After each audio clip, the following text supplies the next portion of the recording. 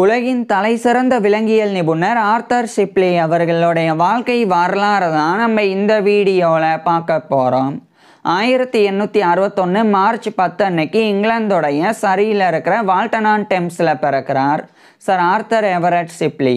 இவருடைய குடும்பம் நல்ல நிலையில் வாழ்ந்து வந்திருக்கிறாங்க.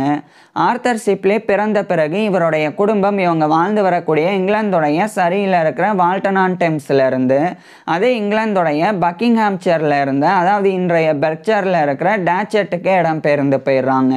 அங்கு தான் ஆர்தர் ஷிப்லி வளர ஆரம்பிச்சிருந்தாங்க. இந்த நிலையில் 1866ஆம் ஆண்டு ஆர்தர் ஷிப்லிக்கு 5 வயசு இருக்கும்போது இவருடைய அப்பா இவரை படிக்க வைக்கிறதுக்காக இங்கிலாந்துடைய பெர்க்ஷையரில் இருக்கிற டாச்செட்டில் இருந்து அதே இங்கிலாந்தில் இருக்கிற லண்டனுடைய ஹாம்ஸ்டெட்டில் இருக்கிற ஃப்ராக்னெல்லுக்கு இவரை அனுப்பிடுறாங்க. குறிப்பாக அங்கே இருக்கக்கூடிய யூனிவர்சிட்டி காலேஜ் ஸ்கூல் அப்படின்ற ஒரு இண்டிபெண்ட் டே ஸ்கூலில் இவரை சேர்த்துடுறாங்க. இந்த யூனிவர்சிட்டி காலேஜ் ஸ்கூலில் பிரைமரி எஜுகேஷனில் ஆரம்பித்து ஹையர் எஜுகேஷன் வரைக்கும் படிக்கிறதுக்கு உண்டான ஃபெசிலிட்டிஸ் இருக்குது. ஸோ அங்கு சேர்ந்து ஆர்தர் ஷிப்லி இவருடைய ஆரம்ப கல்வியை படிக்க ஆரம்பிச்சிருந்தாங்க. ஆரம்ப கல்வியின் போது ஆர்தர் ஷிப்லி விலங்குகள் பற்றி தெரிஞ்சுக்கிறதுல நிறைய ஆர்வம் காட்டி வந்தாங்க. இதன் காரணமாக விலங்குகள் பற்றி படிக்கிறதுல நிறைய நேரத்தை ஆர்தர் ஷிப்லி செலவழித்து வந்தாங்க. பிறகு 1871ஆம் ஆண்டு இவருடைய 10 வயதில் ஆர்தர் ஷிப்லி இவருடைய ஆரம்ப கல்வியை முடிச்சிடுறாங்க. பிறகு அந்த யூனிவர்சிட்டி காலேஜ் ஸ்கூலில் ஹையர் எஜுகேஷனும் படிக்கிறதுக்கு உண்டான ஃபெசிலிட்டி இருக்கிறனால தொடர்ந்து அங்கே ஆர்தர் ஷிப்லி இவருடைய ஹையர் எஜுகேஷன் உயர்கல்வியையும் படிக்க ஆரம்பிச்சிருந்தாங்க. உயர்கல்வியின் போது ஆர்தர் ஷிப்லி லட்டின் லாங்குவேஜையும் கிரீக் லாங்குவேஜையும் கற்றுக்கிட்டு வந்தாங்க. பிறகு நேச்சுரல் சயின்சஸ் இயற்கை அறிவியல், நேச்சுரல் ஹிஸ்ட்ரி இயற்கை வரலாறு இது போன்ற பாடங்களையும் ஆர்தர் ஷிப்லி படித்து வந்தாங்க. இந்த நிலையில தான் படிப்படியாக ஆர்தர் ஷிப்லிக்கு மருத்துவம் படித்து மருத்துவர் ஆகணுன்ற எண்ணம் ஏற்படுது. இதுக்கிடையில் 1878ஆம் ஆண்டு இவருடைய 17 வயதில் ஆர்தர் ஷிப்லி இவருடைய ஹையர் எஜுகேஷன் உயர்கல்வியை அந்த யூனிவர்சிட்டி காலேஜ் ஸ்கூல்லேருந்து முடிச்சிடுறாங்க. முடிச்சதுக்கப்புறமா அதே யூனிவர்சிட்டி காலேஜ் ஸ்கூல்லையே Arthur Shipley pre matriculation study பண்ண ஆரம்பிக்கிறாங்க. இது பிஃபோர் காலேஜ் ப்ரிப்பரட்டரி கோர்ஸ் அப்படின்னு அழைக்கப்படும். அதாவது காலேஜ் ஜாயின் பண்ணி படிக்கிறதுக்கு முன்னாடி படிக்கக்கூடிய ஒரு 1 இயர் கோர்ஸ் தான் இது. 6th form education, A class education அப்படின்னு கூட அழைக்கப்படும். ஸோ அதை எடுத்து 1 இயர் இவர் படிக்கிறாங்க. பிறகு 1879ஆம் ஆண்டு இவருடைய 18 வயதில் அந்த யூனிவர்சிட்டி காலேஜ் ஸ்கூல்லேருந்து Arthur Shipley pre matriculation study before college preparatory course அப்படின்ற 1 இயர் கோர்ஸை இவர் கம்ப்ளீட் பண்ணிடுறாங்க. பிறகு இதே 1879ஆம் ஆண்டு ஆர்தர் ஷிப்லி மருத்துவம் படிக்கணும்னு விரும்பினால இவருடைய அப்பா இந்த லண்டனில் இருக்கிற ஹாம்ஸ்டெடோடைய ஃப்ராக்னல்ல இருந்து அதே லண்டனில் இருக்கிற சிட்டி ஆஃப் லண்டனுக்கு இவரை அனுப்புகிறாங்க. குறிப்பாக அந்த சிட்டி ஆஃப் லண்டனில் இருக்கிற செயின்ட் பார்த்தாலமியூஸ் ஹாஸ்பிட்டல் அங்கே இவரை சேர்த்துடுறாங்க. இது ஒரு டீச்சிங் ஹாஸ்பிட்டல். அதாவது நோயாளிகளுக்கு சிகிச்சை கொடுக்கக்கூடிய ஒரு நார்மல் ஹாஸ்பிட்டல் மட்டும் கிடையாது. மருத்துவ மாணவர்களுக்கு மருத்துவ கல்வியையும் மருத்துவ பயிற்சியையும் கொடுக்கக்கூடிய ஒரு டீச்சிங் ஹாஸ்பிட்டல் தான் இந்த செயின்ட் பார்த்தாலமியூஸ் ஹாஸ்பிட்டல் அப்படின்றது. ஸோ அங்கு சேர்ந்து ஆர்தர் ஷிப்லி மருத்துவம் படிக்க ஆரம்பிச்சிருந்தாங்க. ஆனால் மருத்துவம் படிக்க ஆரம்பிக்கும் போது சிறு வயதிலிருந்தே ஆர்தர் ஷிப்லிக்கு இருந்த விலங்குகளின் மீது இருந்த ஆர்வம் அது இவருக்கு அதிகரிக்குது. இதனால் மருத்துவத்துக்கு பதிலாக ஆர்தர் ஷிப்லி ஜுவாலஜி விலங்கியல் படிக்கணும் அப்படின்னு விரும்ப ஆரம்பிக்கிறாங்க. இதுக்கிடையில் இவர் செயின்ட் பார்த்தாலமியூஸ் ஹாஸ்பிட்டலில் அனாட்டமி உடற்கூறியல், ஃபிசியாலஜி உடலியல், பெத்தாலஜி நோயியல், மெட்டீரியா மெடிக்கா மருந்துகளினுடைய பண்புகள் குறித்து படிக்கிறது, கிளினிக்கல் மெடிசன் மருத்துவம், சர்ஜரி அறுவை சிகிச்சை அப்படின்னு இது போன்ற பாடங்களை படித்து வந்தாங்க. பிறகு ஓராண்டிலேயே 1880ஆம் ஆண்டு அந்த செயின்ட் பார்த்தாலமியூஸ் ஹாஸ்பிட்டலில் ஜாயின் பண்ண ஓராண்டிலேயே அந்த மருத்துவ படிப்பை இவர் பாதியில் நிப்பாட்டிடுறாங்க. நிப்பாட்டிட்டு இவருடைய 19 வயதில் இந்த 1880ஆம் ஆண்டு இந்த இங்கிலாந்துடைய லண்டனில் இருக்கிற சிட்டி ஆஃப் லண்டனில் இருந்து அதே இங்கிலாந்துடைய கேம்பிரிட்ஜரில் இருக்கிற கேம்பிரிட்ஜுக்கு ஆர்தர் ஷிப்லி போயிடுறாங்க. அங்கே போனதுக்கப்புறமா அந்த கேம்பிரிட்ஜில் இருக்கக்கூடிய யூனிவர்சிட்டி ஆஃப் கேம்பிரிட்ஜ் அதனுடைய ஒரு கன்ஸ்டிடியூவன்ஸ் காலேஜான கிரைஸ்ட் காலேஜ் கேம்பிரிட்ஜ் அங்கே இவர் ஜாயின் பண்ணுறாங்க. இந்த கிரைஸ்ட் கிரைஸ் காலேஜ் அப்படின்றது யூனிவர்சிட்டி ஆஃப் கேம்பிரிட்ஜோடைய ஒரு கன்ஸ்டிடியூவன்ஸ் காலேஜ், அதாவது ஒரு அங்கம் தான். இந்த கிரைஸ் காலேஜ் கேம்பிரிட்ஜில் படித்தா டிகிரி யூனிவர்சிட்டி ஆஃப் கேம்பிரிட்ஜில் இருந்து வழங்கப்படும். ஸோ அந்த கிரைஸ் காலேஜ் கேம்பிரிட்ஜில் 1880ஆம் ஆண்டு ஆர்தர் ஷிப்லி வந்து படிக்கிறதுக்காக ஜாயின் பண்ணுறாங்க. குறிப்பாக இவர் வந்து நேச்சுரல் சயின்சஸ் இயற்கை அறிவியல் படிக்க ஆரம்பிச்சிருந்தாங்க. அதில் ஸ்பெஷலாக இவர் வந்து ஜுவாலஜி விலங்கியலை படித்து வந்தாங்க. ஸோ அண்டர் கிராஜுவேட் டிகிரியாக இவர் வந்து விலங்கியல் தொடர்ச்சியாக படித்து வந்தாங்க. விலங்கியல் படிக்கும்போது இவர் வந்து பேரசைட்ஸில், அதாவது இந்த ஒட்டுண்ணிகள், ஸோ அதில் வந்து ஆர்தர் ஷிப்லி அதிகமான ஆர்வம் காட்ட தொடங்கியிருந்தாங்க. அதுலேயும் குறிப்பாக பேரசைட் வேர்ம்ஸ் அப்படின்ற ஒட்டுண்ணி புழுக்கள், அதில் இவர் அதிகமான ஆர்வம் காட்டினாங்க. ஆர்வம் காட்டுனது மட்டும் இல்லாமல் அந்த பேரசைட் வேர்ம்ஸ் அப்படின்ற அந்த ஒரு புழுக்கள், அந்த ஒரு அது வந்து மண்புழு இனம் தான், குறிப்பாக ஒட்டுண்ணி புழுக்கள். ஸோ அது குறித்த ஆராய்ச்சியை இவர் மேற்கொண்டு இவர் படிக்கிற காலகட்டத்திலேயே நிறைய ரிசர்ச் பேப்பர்ஸை கூட ஆர்தர் ஷிப்லி எழுதி வந்தாங்க. இதுக்கப்புறம் 1883 1884 இந்த காலகட்டத்தில் இவருடைய 22-23 வயதில் ஆர்தர் ஷிப்லி வந்து அந்த நேச்சுரல் சயின்சஸ் வந்து கிரைஸ் காலேஜ் கேம்பிரிட்ஜில் இருந்து முடிக்கிறாங்க. குறிப்பாக ஜுவாலஜியில் அண்டர் கிராஜுவேட்டாக இவர் வந்து முடிச்சிடறாங்க. Under graduate டிகிரியும் பெற்றுறாங்க. பெற்றதுக்கப்புறமா இதே காலகட்டத்தில் அந்த கிரைஸ் காலேஜ் கேம்பிரிட்ஜிலேயே ஆர்தர் ஷிப்லி வந்து இவருடைய ஆராய்ச்சியையும் பண்ண தொடங்குறாங்க. மேலும் இவர் வந்து அனாட்டமி ஃபிசியாலஜி இந்த 2 பாடங்களை படித்து வந்தாங்க. அனாட்டமி அப்படின்னா உடற்கூறியல், ஃபிசியாலஜி அப்படின்னா உடலியல். புரிகிற மாதிரி சொல்லணும், அனாட்டமி அப்படின்றது உடல் உறுப்புகள், திசுக்கள், எலும்புகள், அதனுடைய ஸ்ட்ரக்சர் கட்டமைப்பு குறித்து படிக்கிறது. அதுதான் அனாட்டமி அப்படின்றது. உதாரணத்துக்கு நம்மளுடைய இதயம், நம்மளுடைய உடலில் எங்கே அமைஞ்சிருக்கு, அந்த இதயத்தினுடைய வடிவம் என்ன, அந்த இதயத்தில் எத்தனை சேம்பர்ஸ் அறைகள் இருக்குது, அந்த இதயத்தில் இருக்கக்கூடிய வால்வுகளின் எண்ணிக்கை, அதனுடைய அளவு, இது மாதிரி ஒட்டுமொத்தமாக நம்மளுடைய உடல் எலும்புகள், உறுப்புகள் மற்றும் திசுக்களினுடைய ஸ்ட்ரக்சர் கட்டமைப்பு குறித்து படிக்கிறது தான் அனாட்டமி உடற்கூறியல் அப்படின்றது. இதே சமயம் ஃபிசியாலஜி உடலியல் அப்படின்னா உடல் உறுப்புகளினுடைய ஃபங்க்ஷன் செயல்பாடுகள் குறித்து படிக்கிறது தான் ஃபிசியாலஜி உடலியல் அப்படின்றது.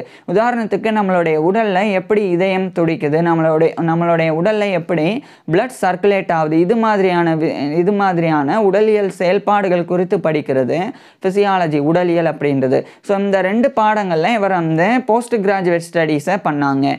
இதுக்கப்புறமா 1886ஆம் ஆண்டு இவருடைய 25 வயதில் ஆர்தர் ஷிப்லி வந்து யூனிவர்சிட்டி ஆஃப் கேம்பிரிட்ஜ் அதனுடைய யூனிவர்சிட்டி டெமான்ஸ்ட்ரேட்டர் இன் கம்பேரிட்டிவ் அனாட்டமியை இவர் வந்து 1886ஆம் ஆண்டு நியமிக்கப்படுறாங்க.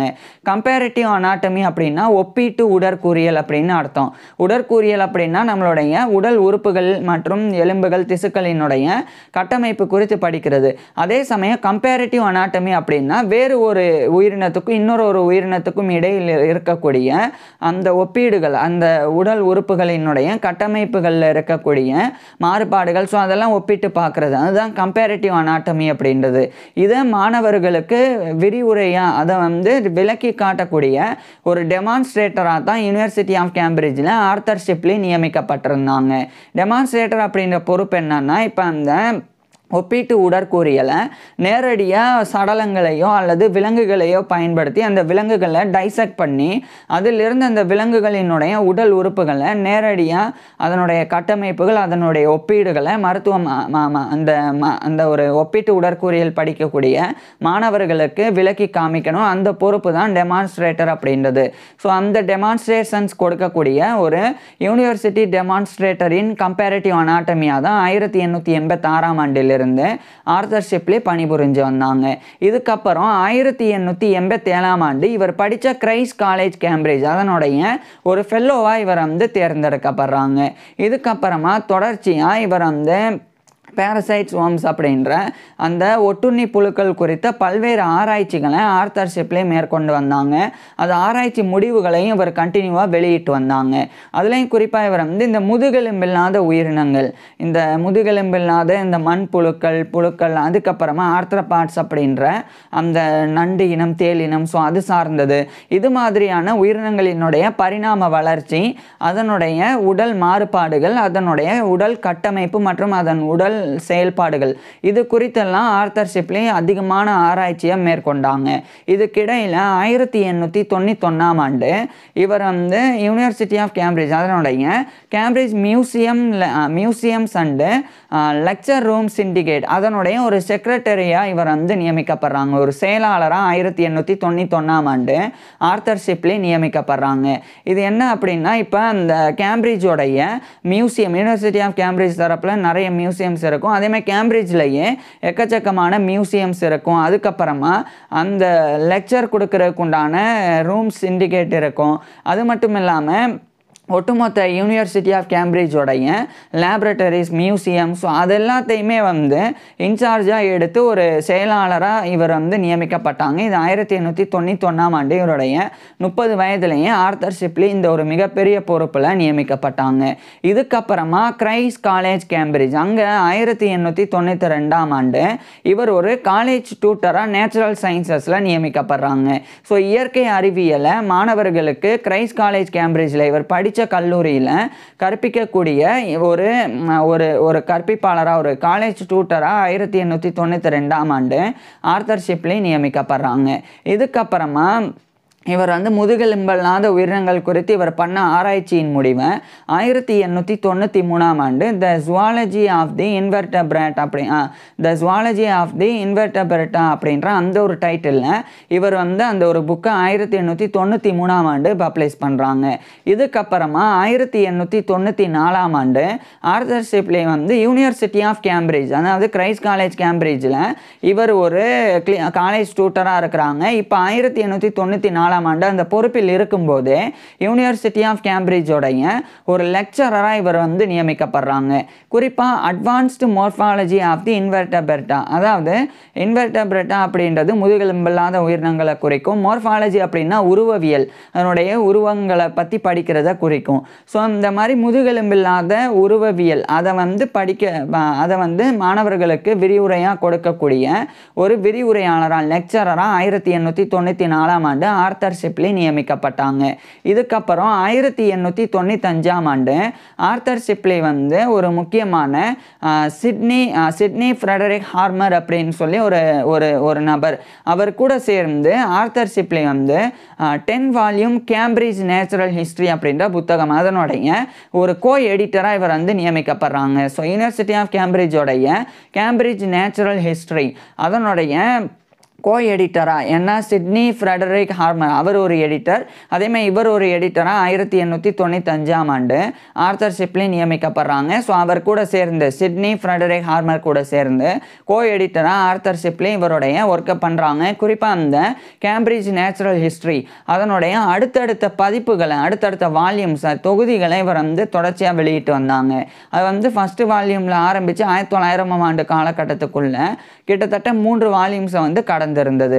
இதே காலகட்டத்தில் எர்னஸ்ட் மேக்பிரைட் அப்படின்னு சொல்லி ஒரு ஆராய்ச்சியாளர் அவர் கூட இணைஞ்சு ஒரு முக்கியமான டெக்ஸ்ட் புக் ஆஃப் ஜுவாலஜி அப்படின்னு சொல்லி ஒரு விலங்கியல் பாட புத்தகத்தை 1901ஆம் ஆண்டு ஆர்த்தர் ஷிப்லி வந்து எழுதி பப்ளிஷ் பண்ணுறாங்க.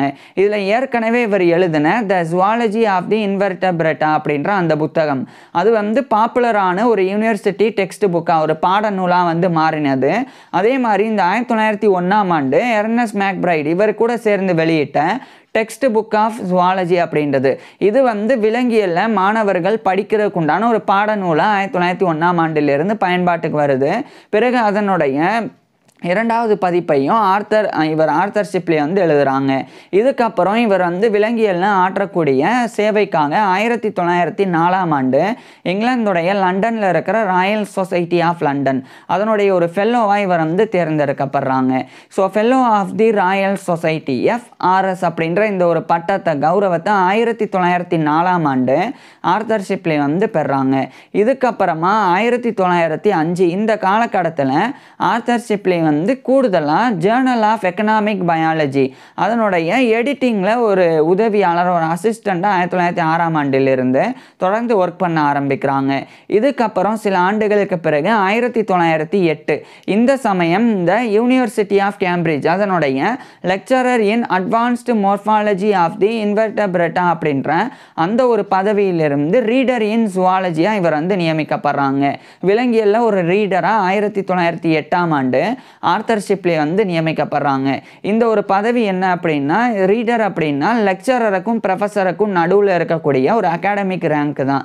அதாவது ஃபர்ஸ்ட் டெமான்ஸ்ட்ரேட்டர் பதவி, அதுக்கப்புறம் லெக்சரர் பதவி இருக்கும், அதுக்கப்புறம் பதவி உயர்வு ரீடர் அப்படின்ற பதவி இருக்கும், அதுக்கப்புறம் தான் ப்ரொஃபஸர் பேராசிரியர் அப்படின்ற பதவி இருக்கும். ஸோ அந்த பேராசிரியர் பதவிக்கும் விரிவுரையாளர் பதவிக்கும் இடைப்பட்டது இந்த ஒரு அகாடமிக்கல் ரேங்க் தான் ரீடர் அப்படின்றது. ஸோ அந்த மாதிரி ஒரு ரீடராக ஜுவாலஜி விலங்கியல்ல 1908ஆம் ஆண்டு யூனிவர்சிட்டி ஆஃப் கேம்பிரிட்ஜில் ஆர்த்தர் ஷிப்லி நியமிக்கப்படுறாங்க.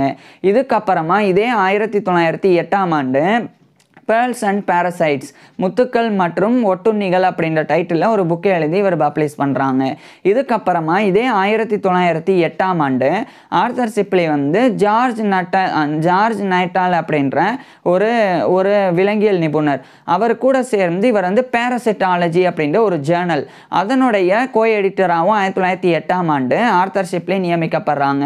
இந்த 1908ஆம் ஆண்டு தான் இவர் ஏற்கனவே நியமிக்கப்பட்ட ஒரு கோ எடிட்டர் அந்த சிட்னி ஃப்ரெடரிக் ஹார்மர் கூட சேர்ந்து நியமிக்கப்பட்ட கேம்பிரிட்ஜ் நேச்சுரல் ஹிஸ்டரி அதனுடைய புக்ஸ் எல்லாம் 1908 காலகட்டத்தில் இவர் வந்து கம்ப்ளீட் பண்ணுறாங்க. 10 வால்யூம்ஸ் வரைக்கும் அதில் வெளியிடப்பட்டது.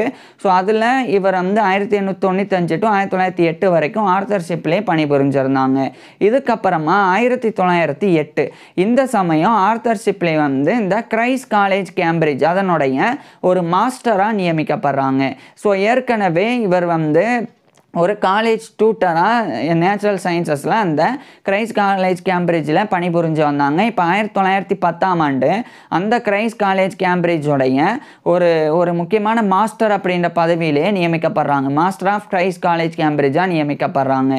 இதுக்கப்புறமா ஆர்த்தர் ஷிப்லி வந்து ஜான் வில்லிஸ் கிளார்க் அப்படின்னு சொல்லி ஒரு அகாடமிக் ஒரு கல்வியாளர், அவர் வந்து இங்கிலாந்தை சேர்ந்தவர். அவர் வந்து 1833 1910 வரைக்கும் வாழ்ந்த ஒரு நபர். ஸோ அவருடைய வாழ்க்கையை மையமாக கொண்டு ஒரு நினைவு குறிப்பை இவர் வந்து எழுதுகிறாங்க. அந்த நினைவு குறிப்பை 1913ஆம் ஆண்டு ஆர்த்தர் ஷிப்லி வந்து எ மெம்வார் ஆஃப் ஜான் வில்லிஸ் கிளார்க் அப்படின்ற அந்த டைட்டில் அந்த ஒரு புக்கை பப்ளிஷ் பண்ணுறாங்க. நினைவு குறிப்பை பப்ளிஷ் பண்ணுறாங்க, வெளியிடுறாங்க. அதுக்கப்புறம் அதே 1913ஆம் ஆண்டு இவர் வந்து இந்த ஜேர்னல் ஆஃப் எக்கனாமிக் பயாலஜி அதனுடைய எடிட்டிங்கில் உதவுறதுலேருந்து அசிஸ்ட் பண்ணுறதுலேருந்து விலகுறாங்க. அடுத்து 1914ஆம் ஆண்டு இந்த பேரசிட்டாலஜி அப்படின்ற ஜேர்னல் அதனுடைய கோ எடிட்டர் அப்படின்ற பதவியிலிருந்து 1914ஆம் ஆண்டு ஆர்த்தர் ஷிப்லி விலகுறாங்க. இந்த 1914ஆம் ஆண்டு தான் ஃபர்ஸ்ட் வேர்ல்டு வார் முதல் உலகப்போர் துவங்குது.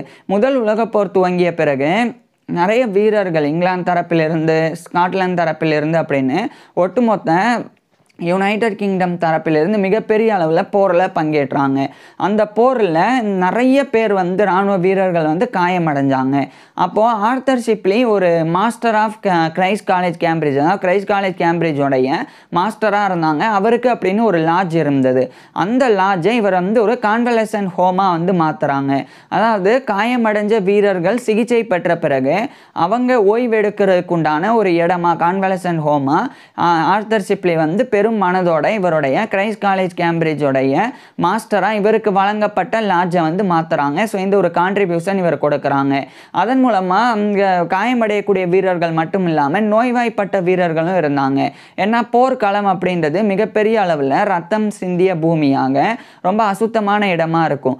அங்கே போர் பண்ணுறனால இராணுவ வீரர்களுக்கு நிறைய தொற்று நோய்களும் ஏற்படும். அது மாதிரி ஒட்டுண்ணிகள் மூலமாக பேரசைட்ஸ் மூலமாக அந்த இராணுவ வீரர்களுக்கு ஏற்பட்ட நோய்கள் குறித்து ஆர்தர் ஷிப்லி வந்து பார்த்து அதை வந்து அப்சர்வ் பண்ணுறாங்க. அதை ஒரு புக்காகவும் இவர் எழுதி அதை இவர் வந்து 1915ஆம் ஆண்டு வெளியிடுறாங்க. அந்த புத்தகம் தான் இவர் வந்து இந்த ஒரு த மைனர் ஹாரர்ஸ் ஆஃப் வார் அப்படின்ற டைட்டிலில் 1915ஆம் ஆண்டு அந்த புக்கை வெளியிடுறாங்க. அடுத்து 1916ஆம் ஆண்டு மோர் மைனட் ஹாரர்ஸ் அப்படின்ற இன்னொரு புக்கையும் இந்த போர் குறித்து குறிப்பாக ஒட்டுண்ணிகள் மூலமாக பாதிக்கப்பட்ட அந்த பாதிப்புகள் குறித்து 1916ஆம் ஆண்டு இவர் வெளியிடுறாங்க. அதுக்கப்புறம் 1917 இந்த சமயம் ஆர்தர் ஷிப்லி வந்து ஸ்டடீஸ் இன் இன்செக்ட் லைஃப், அதாவது பூச்சிகளினுடைய வாழ்க்கை குறித்து ஒரு ஆய்வு, இதை வந்து ஸ்டடீஸ் இன் இன்செக்ட் லைஃப் அப்படின்ற டைட்டிலில் 1917ஆம் ஆண்டு ஆர்தர் ஷிப்லி இந்த ஒரு ஒர்க்கை பப்ளிஷ் பண்ணுறாங்க. இதுக்கப்புறமா இதே 1917ஆம் ஆண்டு யூனிவர்சிட்டி ஆஃப் கேம்பிரிட்ஜோடைய ஒரு வைஸ் சான்சலராக இவர் நியமிக்கப்படுறாங்க. ஏற்கனவே கிரைஸ்ட் காலேஜ் கேம்பிரிட்ஜோடைய மாஸ்டராக இவர் இருந்து வராங்க. இதே காலகட்டத்தில் 1917ஆம் ஆண்டு யூனிவர்சிட்டி ஆஃப் கேம்பிரிட்ஜோடைய ஒரு வைஸ் சான்சலராகவும் இவர் நியமிக்கப்படுறாங்க. அடுத்து 1918 இந்த சமயம் முதல் உலகப்போர் ஃபர்ஸ்ட் வேர்ல்டு வார் ஆனது முடிவடைஞ்ச இந்த காலகட்டத்தில் பிரிட்டிஷ் யூனிவர்சிட்டி மிஷன் அப்படின்னு சொல்லி ஒன்று இருந்தது. அதனுடைய ஒரு மெம்பராக 1918ஆம் ஆண்டு ஆர்தர் ஷிப்லி வந்து நியமிக்கப்பட்டாங்க. இந்த பிரிட்டிஷ் யூனிவர்சிட்டி மிஷனுடைய வேலை என்ன அப்படின்னா, அமெரிக்காவில் ஜெர்மனியை சேர்ந்தவர்கள் வந்து அமெரிக்காவில் இருக்கிற நிறைய யூனிவர்சிட்டிஸில் பிரிட்டிஷ் பற்றின தவறான பிரச்சாரங்கள் ப்ரப்பகண்டா வந்து பண்ணாங்க. ஸோ அதை வந்து கவுண்டராக்ட் பண்ணுறதுக்காக அந்த ஒரு ஜெர்மன் ப்ரப்பகண்டாவை கவுண்டராக்ட் பண்ணுறதுக்காக இந்த ஒரு பிரிட்டிஷ் யூனிவர்சிட்டி மிஷனானது இருந்தது. ஸோ அதில் இவர் ஒரு மெம்பராக இருந்தாங்க. மேலும் அந்த அமெரிக்காவில் இருக்கக்கூடிய படிக்கிற மாணவர்கள் ஸ்டூடெண்ட்ஸ் அவங்க வந்து போஸ்ட் கிராஜுவேட் ஸ்டடீஸுக்கு பிரிட்டிஷுக்கு வந்து இங்கிலாந்துக்கு வந்து அங்கே இருக்கக்கூடிய பிரிட்டிஷ் யூனிவர்சிட்டிஸில் படிக்கணும். ஸோ அதை வந்து அதிகரிக்கிறதுக்கு உண்டான ஒரு முயற்சியாகவும் இந்த பிரிட்டிஷ் யூனிவர்சிட்டி மிஷன் இருந்தது. அதில் மெம்பராக 1918 இருந்து இவர் வந்து ஆர்தர் ஷிப்லி வந்து இருந்தாங்க. இதுக்கப்புறமா 1919ஆம் ஆண்டு இந்த யூனிவர்சிட்டி ஆஃப் கேம்பிரிட்ஜ் அதனுடைய வைஸ் சான்சலர் அப்படின்ற பதவியிலிருந்து இவர் விலகின பிறகு த ஓஏஜ் ஆஃப் எ வைஸ் சான்சலர் அப்படின்னு சொல்லி ஒரு புக்கை எழுதி ஆர்தர் ஷிப்லி பப்ளிஷ் பண்ணுறாங்க. இதை தொடர்ந்து இவர் வந்து போரில் ஆற்றின பங்களிப்புக்கும் அதே மாதிரி, அதாவது இவருடைய போரின் போது இவருடைய அந்த மாஸ்டர் லாட்ஜை வந்து கான்வலசன்ட் ஹோமாக மாற்றினதுக்காகவும் அதே மாதிரி இந்த பிரிட்டிஷ் யூனிவர்சிட்டி மிஷனில் ஒரு மெம்பராக யுனைடெட் ஸ்டேட்ஸுக்கு சென்று இவர் பணிபுரிஞ்சதுக்காகவும் 1920ஆம் ஆண்டு இவர் வந்து knight grand of the cross of the order of the British Empire GBE அப்படின்ற இந்த ஒரு கௌரவத்தை பெறாங்க.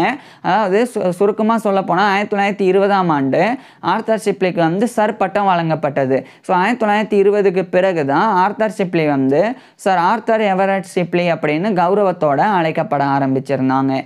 இதுக்கப்புறமா 1921ஆம் ஆண்டு வெஸ்ட் இண்டீஸில் இருக்கிற ட்ரினிடேட் அப்படின்ற இடம், இது வந்து ஒரு ஐலாண்ட், அதுவும் குறிப்பாக ட்ரினிடேட் அண்டு டொபாக்கோ அந்த ஒரு கண்ட்ரியில் இருக்கக்கூடிய ஒரு தீவு தான் இந்த ட்ரினிடேட் அப்படின்றது. அங்கே வந்து Imperial College of Tropical Agriculture அப்படின்னு சொல்லி ஒரு காலேஜ் நிறுவப்பட்டது. அதனுடைய அந்த இம்பீரியல் காலேஜ் ஆஃப் டிராபிக்கல் அக்ரிகல்ச்சருடைய ஒரு கவர்னிங் பாடி 1921ஆம் ஆண்டு நிறுவப்பட்டது. நிறுவப்பட்ட உடனே அந்த governing body of the Imperial College of Tropical Agriculture அதனுடைய சேர்மனாக 1921ஆம் ஆண்டு இவர் தான் வந்து ஆர்தர் ஷிப்லி தான் வந்து நியமிக்கப்பட்டாங்க.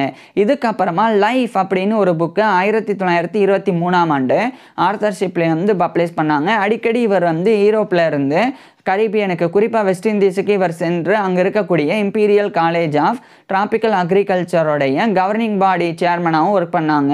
மேலும் இங்கே இந்த யூனிவர்சிட்டி ஆஃப் கேம்பிரிட்ஜ் அதே மாதிரி கிரைஸ்ட் காலேஜ் கேம்பிரிட்ஜ் அந்த கிரைஸ்ட் காலேஜ் கேம்பிரிட்ஜோடைய மாஸ்டராகவும் இவர் பணிபுரிஞ்சு வந்தாங்க. இதுக்கப்புறமா ஆர்தர் ஷிப்லி வந்து 1924ஆம் ஆண்டு Cambridge cameos in islands West Indian and Aegean அப்படின்னு சொல்லி ஒரு புக்கு, இது 1924ஆம் ஆண்டு ஆர்தர் ஷிப்லி ஷிப்லேயும் பப்ளிஷ் பண்ணுறாங்க. இதுக்கப்புறமா வேட்டையாடுதல் குறித்து, அதாவது ஒரு பூச்சி இன்னொரு பூச்சியை வேட்டையாடுறதை குறித்து ஆர்தர் ஷிப்லே ஆராய்ச்சி பண்ணாங்க மைக்ரோஸ்கோப்பை நுண்ணோக்கியை பயன்படுத்தி. ஸோ அந்த ஒரு ஆராய்ச்சியின் விளைவாக இவர் ஒரு புக்கை எழுதுனாங்க. அது வந்து ஹண்டிங் அண்டர் தி மைக்ரோஸ்கோப் அப்படின்னு புக்கை எழுதுனாங்க. இந்த புக்கை வெளியிடுறதுக்கு முன்னாடியே துரதிருஷ்டவசமாக 1927 ஆண்டு செப்டம்பர் 22 அன்னைக்கு இவருடைய 66 வயதில் ஆர்தர் ஷிப்லி இறந்து போயிடுறாங்க. ஸோ 1927 செப்டம்பர் 22 அன்னைக்கு இவருடைய 66 வயதில் ஆர்தர் ஷிப்லி இறந்து போயிடுறாங்க. இவர் இறந்து போன ஓராண்டுக்கு பிறகு 1928 ஆண்டு இவரால் எழுதப்பட்டிருந்த அந்த புத்தகம் அந்த ஹண்டிங் அண்டர் தி மைக்ரோஸ்கோப் அப்படின்ற புத்தகம் 1928 ஆண்டு வெளியிடப்பட்டது. ஸோ ஆர்தர் ஷிப்லி வந்து 66 வயதில் இறந்து போயிட்டாலும் இவர் விலங்கியலுக்கும் ஒட்டுண்ணியல் பேராசிட்டாலஜி அதுக்கும் ஆற்றின பங்களிப்பானது மிகப்பெரியது. குறிப்பாக இவர் எழுதின புத்தகத்தில் மிக முக்கியமானது டெக்ஸ்ட் புக் ஆஃப் ஜுவாலஜி. அதை வந்து 4 எடிஷன்ஸ் வரைக்கும் 4 பதிப்புகள் வரைக்கும் 1901 to 1920 வரைக்கும் ஆர்தர் ஷிப்லி எழுதியிருந்தாங்க. அதே மாதிரி ஏற்கனவே இவர் எழுதின த ஜுவாலஜி ஆஃப் தி இன்வெர்டபிரேட்டா அப்படின்ற புத்தகம் அதுவுமே வந்து ஒரு பாப்புலரான யூனிவர்சிட்டி டெக்ஸ்ட் புக்காக ஒரு பல்கலைக்கழக பாடநூலாக வந்து இருந்தது. ஸோ இந்த மாதிரி இவர் எழுதின புத்தகங்கள் எல்லாமே பாடநூல்களாகவும் மற்ற விஷயங்கள் குறிப்பாக விலங்கியல் மற்றும் ஒட்டுண்ணியல் பற்றி தெரிஞ்சுக்கிறதுக்கு உண்டான ஒரு படைப்பாகவும் அமைஞ்சது. ஸோ இப்பேற்பட்ட படைப்புகளை உருவாக்கிய ஆர்தர் ஷிப்லி பற்றி நீங்கள் என்ன நினைக்கிறீங்க அப்படின்றத கீழே கமெண்ட்ஸில் சொல்லுங்கள். உங்களுக்கு எந்த மாதிரியான டாபிக்ஸில் எந்த மாதிரியான வீடியோஸ் வேணும் அப்படின்றதையும் கீழே கமெண்ட்ஸில் சொல்லுங்கள். Thank you.